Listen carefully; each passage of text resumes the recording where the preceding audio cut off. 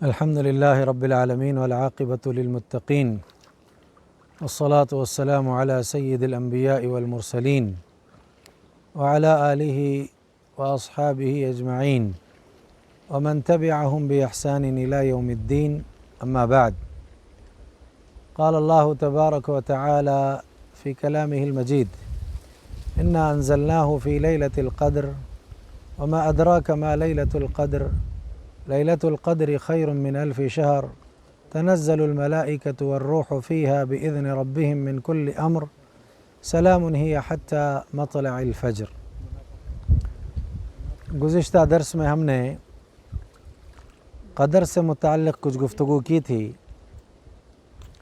آج اللہ کی توفیق سے لیلۃ القدر سے متعلق کچھ ہم گفتگو کریں گے. ویسے بھی آج ہمارا یہ 20واں روزہ ہے اور آنے والی جو رات ہے وہ آخری عشرے کی پہلی رات ہے، 21ویں رات ہے اور قدر کی رات ہے. لہذا اس مناسبت سے ہم قدر کے حوالے سے کچھ گفتگو کریں گے یا لیلۃ القدر کے حوالے سے کچھ گفتگو کریں گے. اللہ تعالی ہمیں آپ سب کو یہ جو آخری عشرہ ہے اس کی قدر کرنے اور اس میں خوب عبادتیں کرنے کی اللہ توفیق عطا کرے. آمین یا رب العالمین. اللہ رب العالمین نے سورۃ القدر میں ابتدائی آیت میں اس بات کو واضح فرمایا ہے: انا انزلناہ فی لیلۃ القدر. بلا شبہ ہم نے اس قرآن کو، اپنے کلام کو قدر کی رات میں نازل کیا ہے. اصل میں ایک انزال ہے اور ایک تنزیل ہے. انزال پورے کے پورے قرآن مجید کو ایک ہی مرتبہ میں دفعتاً واحدہ نازل کرنا ہے. ویسے جو مکہ کے کافر تھے اور جو مشرکین تھے ان کا خود کا بھی یہ کہنا تھا. وہ کہا کرتے تھے: وقال الذین کفروا لولا نزل علیہ القرآن جملة واحدہ. اس نبی پر پورا کا پورا قرآن ایک بارگی کیوں نہیں نازل کیا جاتا؟ تو پھر اللہ تعالیٰ نے یہاں جو بیان کیا کہ ہم نے پورا کا پورا قرآن ایک مرتبہ ہی نازل کیا ہے. اور مکہ کے جو مشرکین تھے یا کفار جو تھے ان کی خواہش تھی کہ پورا قرآن ایک مرتبہ نازل کیا جائے. تو کیا دونوں میں مطابقت ہے؟ یا ان کا اعتراض یہ بتلاتا ہے کہ پورا کا پورا قرآن ایک مرتبہ نہیں نازل کیا گیا، اس کے نزول کے لیے 23 سال کا عرصہ لگا ہے. اللہ کے نبی علیہ السلام پر تدریجاً اس کو نازل کیا گیا. تو پھر یہ جو اللہ تعالیٰ سورہ قدر میں کہتے ہیں کہ ہم نے پورا قرآن قدر کی رات میں نازل کیا، اس کا مطلب کیا ہے؟ تو اہل علم نے اس سلسلے میں وضاحت کی ہے. پہلی بات تو یہ ہے کہ اللہ تعالیٰ نے پورے کے پورے قرآن کو، پورے کے پورے کلام کو قدر ہی کی رات میں آسمان دنیا پر بیت العزت میں نازل کیا ہے. اور دوسرا جو مطلب ہے اس کا یہ ہے کہ نزول اللہ کے نبی صلی اللہ علیہ وسلم جب نبی بنائے گئے اور آپ پر کلام جو ہے نازل کیا گیا، اس کا جب آغاز ہوا تو ابتدا اور آغاز بھی وہ قدر ہی کی رات میں ہے، شہر رمضان ہی میں ہے. اس کے بعد موقع بموقع حالات کے تحت جب جب جیسے جیسے ضروریات پیش آتی رہیں، اللہ تعالیٰ نے آیات کو بذریعہ جبرائیل امین نبی علیہ السلام پر نازل فرمایا ہے. تو پہلا نزول کامل اور مکمل آسمان دنیا پر وہ قدر ہی کی رات میں، اور نبی علیہ السلام نبی بنائے گئے، پہلی آیات کا جب نزول ہوا آپ پر وہ بھی قدر ہی کی رات میں، ابتدا اور آغاز بھی قدر ہی کی رات میں. تو اس اعتبار سے اللہ تعالیٰ قرآن میں فرماتے ہیں: انا انزلناہ فی لیلۃ القدر.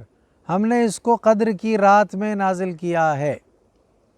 دوسری بات جو آج کے اس درس میں آپ کے سامنے واضح کرنی ہے وہ یہ ہے کہ لیلۃ القدر کو لیلۃ القدر کیوں کہا جاتا ہے؟ تو پہلا جواب تو اس کا یہ ہے کہ یہ قدر والی رات ہے. سال کی 365 راتوں میں سب سے زیادہ عظمت والی، فضیلت والی مقام والی یہ رات ہے، اسی لیے اس کو لیلۃ القدر کہا جاتا ہے۔ اس کا ایک معنی تو ہے الشرف والرفعہ، شرف والی، بلندی والی۔ عرب کہا کرتے تھے فلان ذو قدر، فلاں صاحب عزت والے ہیں، فلاں صاحب شرف والے ہیں، فلاں صاحب رفعت والے ہیں، مقام و مرتبے والے ہیں۔ لہذا اس طرح عرب کہا کرتے تھے، کوئی مقام والا ہوتا، کوئی عزت والا ہوتا، کوئی شان و شوکت والا ہوتا تو اس کے لیے عرب یہ کلمہ استعمال کرتے تھے، کہتے تھے فلان ذو قدر، فلاں قدر والا ہے۔ تو لہذا لیلۃ القدر کو بھی اس لیے لیلۃ القدر کہتے ہیں کہ تمام راتوں پر اس رات کو قدر و منزلت حاصل ہے، اس رات کو مقام و مرتبہ حاصل ہے۔ اللہ اسی لیے فرماتے وما ادراک ما لیلۃ القدر لیلۃ القدر خیر من الف شہر۔ دوسری اس کی جو توجیہ ہے کہ قدر لیلۃ القدر کو لیلۃ القدر کیوں کہتے ہیں، اس لیے کہتے ہیں کہ سال بھر میں جو واقعات رونما ہونے والے ہیں، جو حالات پیش آنے والے ہیں، کن کن کو موت واقع ہونے والی ہے، کن کن کو روزی عطا کی جائے گی، یہ سال بھر کا جو تخمینہ اور اندازہ ہوتا ہے یا سال بھر کی جو تقدیر ہوتی ہے، یہ فرشتوں کے سپرد کر دی جاتی ہے اس رات۔ اس اعتبار سے اس کو لیلۃ القدر کہتے ہیں۔ وگرنہ لوح محفوظ میں ساری چیزیں مقدر کر دی گئیں، جیسے کہ کل کے درس میں ہم قدر کے حوالے سے بیان کر چکے ہیں۔ لہذا لیلۃ القدر کو لیلۃ القدر اس لیے کہتے ہیں کہ پورے سال بھر کا جو اندازہ، پورے سال بھر کے جو حالات اور جو واقعات اور جو موتیں واقع ہونے والی ہیں اور جن جن کی روزی رزق وغیرہ جو ہے جن کو عطا کی جانے والی ہے، اس کے فیصلے اس رات جو ہے سپرد کیے جاتے ہیں فرشتوں کے۔ اللہ تعالیٰ سورہ دخان میں اسی کے حوالے سے کہتے ہیں انا انزلناہ فی لیلۃ مبارکۃ انا کنا منذرین فیہا یفرق کل امر حکیم۔ تو لہذا اس حوالے سے اس کو لیلۃ القدر کہا جاتا ہے۔ ایک تیسری توجیہ بھی لیلۃ القدر کہنے کی ہے، وہ کیا ہے؟ یہاں القدر کے معنی الضیق، تنگی کے ہیں۔ کس معنی میں تنگی ہے؟ قرآن مجید میں ایک آیت ہے وَأَمَّا إِذَا مَبْتَلَاهُ فَقَدَرَ عَلَيْهِ رِزْقَهُ فَقَدَرَ عَلَيْهِ رِزْقَهُ۔ اللہ جب کسی کا امتحان لینے کے لیے اس کی روزی کو تنگ کر دیتے ہیں، تو قدر کے معنی تنگ کے ہیں یا تنگی کے ہیں۔ جب امتحان کی غرض سے اللہ روزی میں تنگی لاتے ہیں تو وہ کیا کرتا ہے؟ وہ جزا فضا کرنے لگتا ہے، شکوے شکایتیں کرنے لگتا ہے، کہتا ہے ربی اہانن، میرے رب نے میری توہین کی ہے، میری اہانت کی ہے، ایسی باتیں کہنے لگتا ہے۔ تو لہذا اسی سے یہاں لیلۃ القدر اس کو اس لیے کہا جاتا ہے کہ یہ ایسی جو ہے رات ہے کہ اس رات فرشتوں کا نزول اس قدر ہوتا ہے، جبریل امین نازل ہوتے ہیں، اتنی کثیر تعداد میں اس رات روئے زمین پر فرشتے آتے ہیں کہ ان فرشتوں کی آمد کی وجہ سے، ان کے نزول کی وجہ سے زمین میں تنگی ہوتی ہے یا زمین تنگ ہو جاتی ہے۔ اس حوالے سے یا زمین تنگی دامہ کی شکایت کرتی ہے، اس حوالے سے اس کو لیلۃ القدر کہا جاتا ہے۔ جہاں تک بات ہے پہلی اور دوسری توجیہ کی، یہ زیادہ جو ہے مناسب معلوم ہوتی ہے لیلۃ القدر کے اعتبار سے۔ لہذا اللہ تعالیٰ نے اسی کے حوالے سے تیسری توجیہ کے حوالے سے بیان فرمایا تنزل الملائکۃ والروح فیہا بإذن ربہم من کل امر سلام ہی حتی مطلع الفجر۔ یہ دوسری بات تھی۔ اور تیسری جو آج کے اس درس کی وضاحت ہے وہ کیا ہے؟ یہ جو لیلۃ القدر ہے، یہ لیلۃ القدر کون سی ہے؟ اب ہمارے لیے اس کی توضیح ہو، اس کی تعیین ہو جائے تو زیادہ بہتر معلوم ہوتا ہے۔ سب سے پہلی بات یہ کہ ابتداءً فہی فی رمضان لقولہ تعالی انا انزلناہ فی لیلۃ القدر وقولہ تعالی شہر رمضان الذی انزل فیہ القرآن۔ شہر رمضان ہی میں اس کی ابتدا ہوتی ہے، اس کا آغاز ہوتا ہے۔ جمہور اس سلسلے میں یہی کہتے ہیں، جمہور علماء کا اس سلسلے میں یہی کہنا ہے۔ پھر اس کے بعد مزید جمہور اس سلسلے میں کیا کہتے ہیں؟ وہ یہ کہتے ہیں کہ شہر رمضان کا آخری عشرہ جو ہوتا ہے اس میں یہ قدر کی رات ہوتی ہے۔ سب سے پہلے تو یہ کہ رمضان میں ہوتی ہے، جمہور یہ کہتے ہیں، اور جمہور علماء کا یہ کہنا ہے کہ قدر کی رات شہر رمضان میں ہوتی ہے۔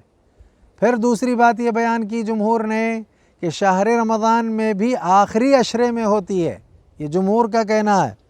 اور اس سلسلے میں انہوں نے دلیل کے طور پر صحیحین کی ایک روایت کو پیش کیا جس کے راوی حضرت ابو سعید خدری رضی اللہ تعالی عنہ ہیں۔ اس میں یہ ہے فَابْتَغُوهَا فِي الْعَشْرِ الْأَوَاخِرِ، آخری عشرے میں اس کو تم تلاش کرو۔ تو معلوم یہ ہوا کہ یہ قدر کی رات رمضان میں ہے، رمضان میں بھی آخری عشرے میں ہے۔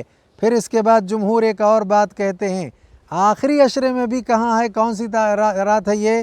کہتے ہیں فی الوتر من العشر الاواخر، آخری عشرے کی جو 10 راتیں، ان 10 راتوں میں بھی جو طاق راتیں ہیں ان میں یہ جو ہے قدر کی رات ہے۔ لہذا 3 باتیں جمہور کی طرف سے آ گئیں، رمضان میں ہے ایک بات، آخری عشرے میں ہے دوسری بات، آخری عشرے کی طاق راتوں میں ہے تیسری بات۔ اور اس کے لیے بھی عائشہ رضی اللہ تعالی عنہا کی ایک روایت کو انہوں نے پیش کیا ہے، وہ کہتی ہیں، اس میں یہ فرمان ہے تحروا، اللہ کے نبی کا تحروا لیلۃ القدر فی الوتر من العشر الاواخر، آخری عشرے کی وتر راتوں میں اسے تلاش کرو۔ لہذا یہ صحیح بخاری کی روایت ہے۔ اب اس کے بعد اکثر لوگ کیا کہتے ہیں، ٹھیک ہے، اب آخری عشرے کی طاق راتوں میں، وتر راتوں میں کتنی وتر راتیں ہیں، طاق راتیں کتنی ہیں؟ 3 ہیں، 21، 23، 25، 27، 29۔ اب اکثر اس میں بھی کیا کہتے ہیں، دیکھیے اب کتنی بات ہو گئی، شہر رمضان میں، شہر رمضان کے آخری عشرے میں، آخری عشرے کی طاق راتوں میں۔ اب اکثر کا کیا کہنا ہے، یہ طاق راتوں میں بھی قدر کی رات کون سی ہے؟ وہ کہتے ہیں 27ویں رات ہے۔ اور اس سلسلے میں بھی ابی ابن کعب رضی اللہ تعالی عنہ سے صحیح مسلم کی ایک حدیث کو پیش کیا گیا ہے۔ اس میں کیا ہے کہ تم اس کو جو ہے 27ویں رات میں تلاش کرو۔ اس حوالے سے معلوم یہ ہوا کہ اکثر علماء کرام نے، اور اس سلسلے میں امام قرطبی رحمہ اللہ نے اس قول کو نقل کیا ہے کہ اکثر علماء یہ کہتے ہیں کہ وہ 27ویں رات ہے، اور صحیح مسلم کی روایت میں اس کی وضاحت موجود ہے۔ باوجود اس کے اس سلسلے میں کسی کا اجماع نہیں ہے کہ 27 یہ بقیہ نہیں ہے، اس لیے کہ فتح الباری میں ابن حجر رحمہ اللہ نے اختلاف علماء کا نقل کیا ہے، اور اختلاف نقل کرتے ہوئے یہ کہا اس رات کے سلسلے میں علماء کے جو اختلافات ہیں ان کے اقوال کو جمع کرنے سے پتہ چلتا ہے کہ 40 قولیں ہیں، 1 نہیں 2 نہیں، 40 اقوال اس سلسلے میں آئے۔ جیسے جمعہ میں وہ ساتھ ہے نا جو دعا کی قبولیت والی، اس میں بھی اہل علم کا ایسی اختلاف موجود ہے۔ تو اس حوالے سے اتنے اقوال کے باوجود آخری بات یہ ہے کہ اس سلسلے میں اجماع تو نہیں ہے، البتہ یہ ہے کہ آخری طاق راتوں میں، اور اس میں زیادہ کہا جا سکتا ہے کہ 27ویں رات اپنی جگہ فضیلت والی، عظمت والی ہے، اسی میں ہے، اس کے علاوہ میں نہیں، اس لیے کہ اس کے علاوہ روایتیں بھی موجود ہیں۔ تو معلوم یہ ہوا سب سے پہلی بات تو یہ ہے کہ 3 توجیہ آئی ہے لیلۃ القدر کی۔ پھر یہ بات آئی کہ لیلۃ القدر رمضان میں ہے، رمضان کی آخری عشرے میں ہے، آخری عشرے کی طاق راتوں میں، طاق راتوں میں بھی 27ویں رات میں ہے۔ ایک صحیح مسلم کی روایت سے ابی ابن کعب رضی اللہ تعالیٰ عنہ جو راوی ہیں اس کے حوالے سے بات کہی، اور آخری نتیجہ یہ اجماع کسی پر نہیں۔ بہرحال اس سلسلے میں تقریباً حافظ ابن حجر رحمہ اللہ نے فتح الباری میں 40 اقوال نقل کیے ہیں۔ بہرحال اب اس سلسلے میں ایک بات رہ جاتی ہے، وہ کیا ہے؟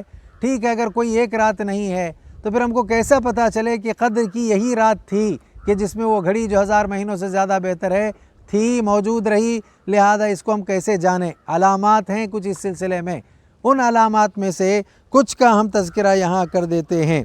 سب سے پہلی علامت جو یہاں بیان کی گئی ہے کہ جس رات وہ ساعت جو 1000 مہینوں سے زیادہ بہتر ہوتی ہے، اگر وہ رات آ کر کے نکل جائے تو اس کی علامتوں میں سے پہلی علامت یہ ہے کہ اس رات میں گرمی نہیں ہوتی، اور یہ رات ٹھنڈی بھی نہیں ہوتی، ضرورت سے زیادہ ٹھنڈی بھی نہیں، اور اس میں گرمی بھی نہیں ہوتی ہے، لا حارۃ ولا باردہ، اس میں ٹھنڈک بھی نہیں ہوتی بہت زیادہ اور گرمی بھی نہیں ہوتی۔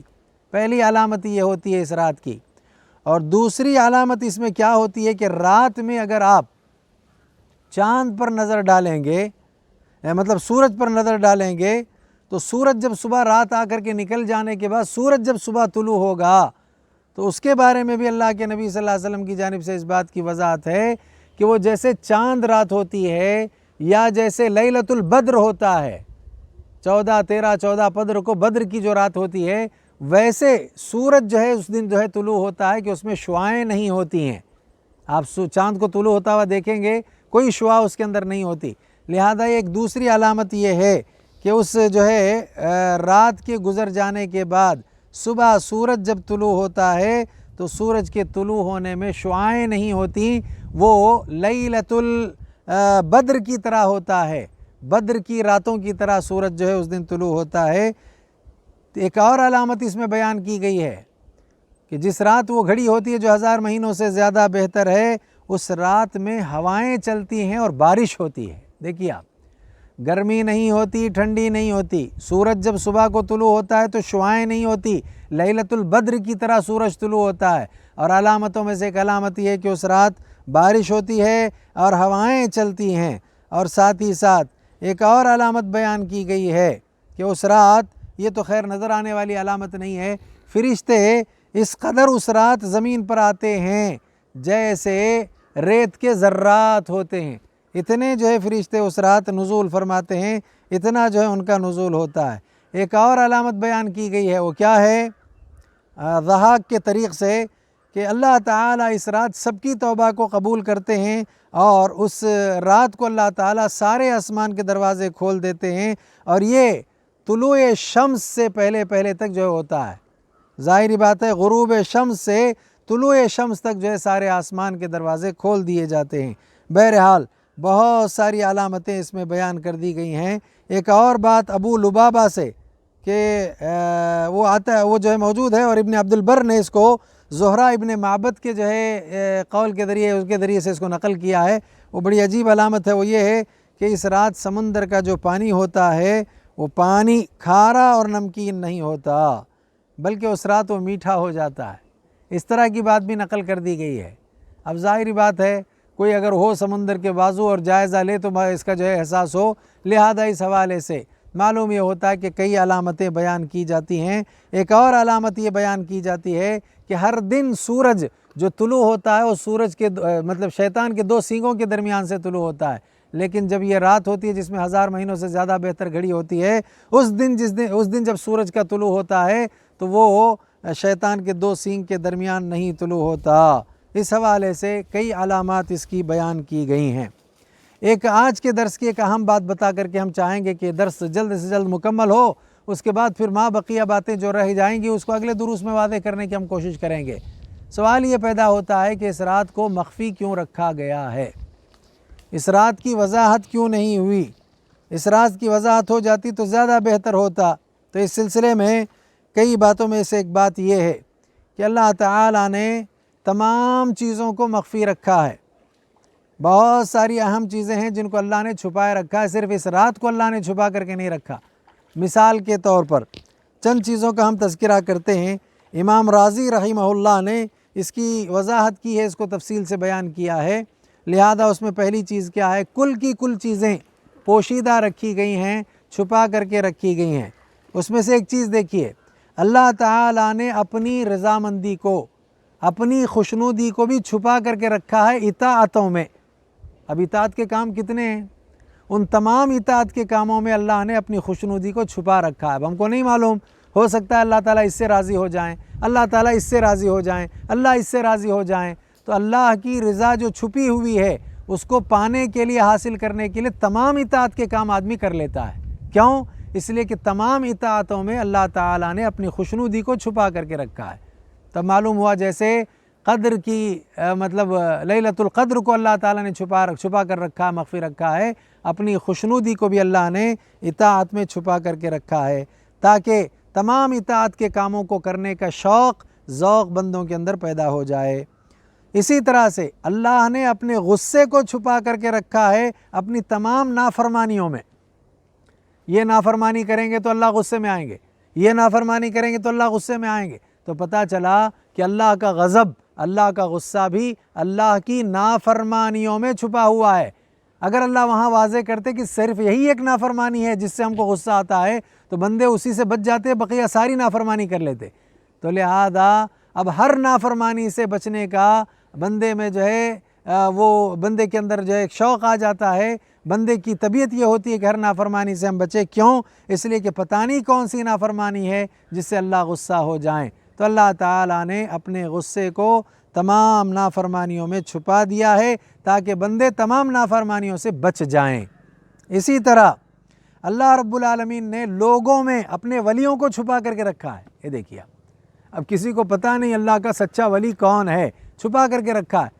اب بعض لوگ بظاہر ولی دکھتے ہیں سامنے، لوگ اس سامنے دکھنے والی چیزوں کو دیکھ کر اچھا ضرور سمجھتے ہیں، لیکن لوگوں کی نظروں سے بچ کر کے پتہ نہیں وہ بظاہر اچھا دکھنے والا کیا کیا کچھ کرتا ہے. اللہ کے نزدیک اگر وہ باطن میں بھی اچھا ہے، ظاہری بات ہے اصل میں ولایت کی ایک علامت یہ ہے لوگوں کی نظروں کے سامنے تو لوگ اچھے رہیں، لوگوں کی نظروں سے بچ کر کے جو آدمی اچھا رہتا ہے وہ حقیقت میں اللہ تعالیٰ کا ولی ہے. اب ہمیں نہیں معلوم، ہم نہیں جانتے وہ کون ہے ایسا. تو ایسے اللہ نے ولیوں کو لوگوں کے درمیان چھپا کر کے رکھا ہے تاکہ لوگ ایک دوسرے کی ادب، ایک دوسرے کی تعظیم کریں.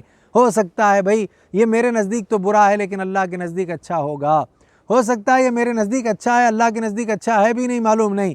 اس اعتبار سے لوگ تعظیم کریں تمام کے تمام لوگوں کی، عزت باقی رہے سب کی. اس کے لیے اللہ تعالیٰ نے تمام لوگوں میں اپنے ولیوں کو چھپا کر کے رکھا ہے. اسی طرح اللہ تعالیٰ نے دعا کو یا دعا کی قبولیت کو، تمام دعائیں، بہت ساری دعائیں ہوتی ہیں، ان تمام دعاؤں میں اللہ نے قبولیت کو چھپا کر کے رکھا ہے. اب پتہ نہیں کون سی دعا قبول ہوئی ہے کون سی نہیں ہوئی، ہم کو تو نہیں معلوم ہوتا ہے، لیکن بندوں کو کہا گیا کرتے رہو دعائیں. یہ چاہیے دعا کرو، وہ چاہیے دعا کرو، یہ چاہیے دعا کرو، یہ دعا کرو، وہ دعا کرو.